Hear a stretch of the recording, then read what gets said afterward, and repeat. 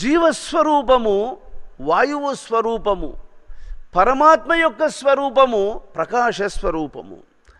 అందుకే కింద ఉండేవాడు శిష్యుడు, పైనుండేవాడు గురువు. కిందుండేవాడు జీవుడు, పైనుండేవాడు పరమాత్మ. మన శరీరములో ప్రకాశ స్వరూపమైనటువంటి దృష్టి పైనుంది. వాయువు స్వరూపమైనటువంటి జీవుడు 21,600 తిరుగుతూ ఉండేటువంటి జీవుడు కిందున్నాడు. జీవుడు ముక్కు యందు తిరుగుతూ ఉన్నాడు. దేవుడు దృక్స్వరూపములో ప్రకాశిస్తూ ఉన్నాడు. ఈ రెండింటినీ ఒక్కటి చేయగలిగేది ఏది అంటే జ్ఞానం. ఈ జ్ఞానము ఇలా ఇడ పింగళుల రెండిటిని గుర్తిస్తుంది, రెండిటి యొక్క నడకను సమన్వయం చేస్తుంది, రెండిటిని పూరిస్తుంది, రెండిటిని కుంభకం చేస్తుంది, రెండింటిని అదిమి పట్టుకొని లంఘించి భ్రూమధ్యమును నొక్కుతుంది. తీవ్రతరమైనటువంటి సాధన, తీవ్రతరమైనటువంటి పరితాపము, ఇవి రెండింటి యొక్క సహకారము చేత మనస్సు చాంచల్య స్వభావాన్ని వీడి మనస్సు జ్ఞానస్వరూపాన్ని పొందేస్తుంది. ఎప్పుడు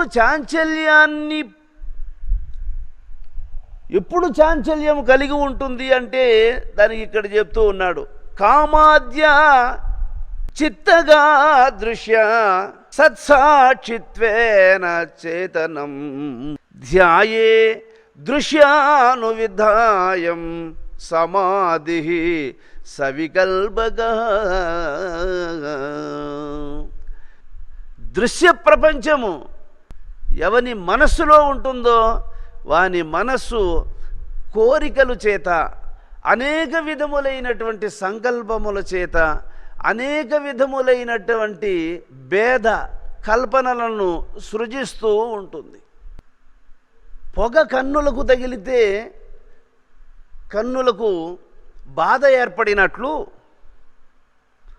ఆ పొగ వెలువడడానికి అగ్ని మండకపోవడమే కారణమైనట్లు, అగ్నిగిన రగులుకున్నట్లయితే పొగ ఆగిపోయినట్లు, ఆ అగ్ని రగులుకోవడానికి గాలిని ప్రవేశపెట్టాలి అన్నట్లు, ఎప్పుడైతే మనం గాలిని ప్రవేశపెడతామో నిప్పుల మీద, ఆ గాలి యొక్క ప్రెజరుకు అగ్ని ప్రజ్వలిస్తుంది, ప్రజ్వలిల్లగానే పొగ తగ్గిపోతుంది.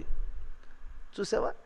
అలాగా జీవస్వరూపుడైనటువంటి ఆ పరమహంస,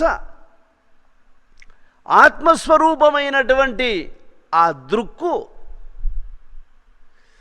ఈ రెండింటినీ ఒక్కటి చేయడానికై పెద్దల యొక్క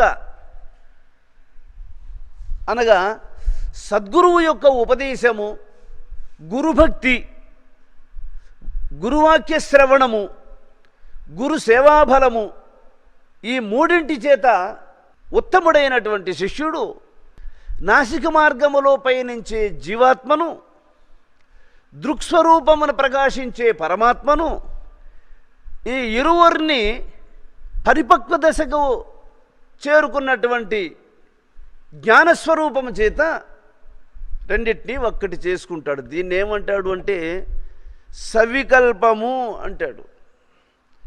ఇక్కడ సవికల్పము, నిర్వికల్పము ప్రధానంగా ఇవి రెండు.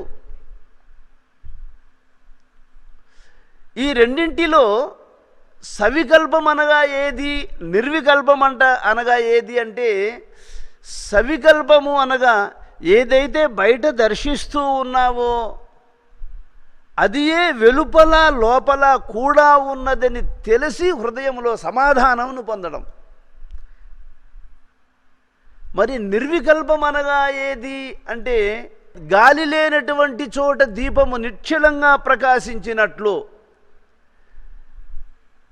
ఆ బ్రహ్మస్వరూపము నీ యందు ప్రకాశించడమే.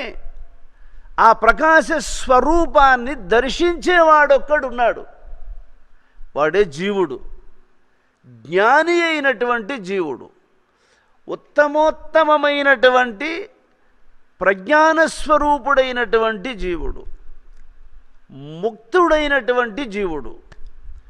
ఇక బంధరహితమైనటువంటి స్థితిని పొందినటువంటి వాణ్ణి ఇక్కడ జీవుడు అనడానికి లేదు. ముక్తుడు గనుక పరమాత్మ స్వరూపముతో సమానమైనటువంటి స్థితి గలవాడని సరస్వతీదేవి చెప్తూ ఉంది.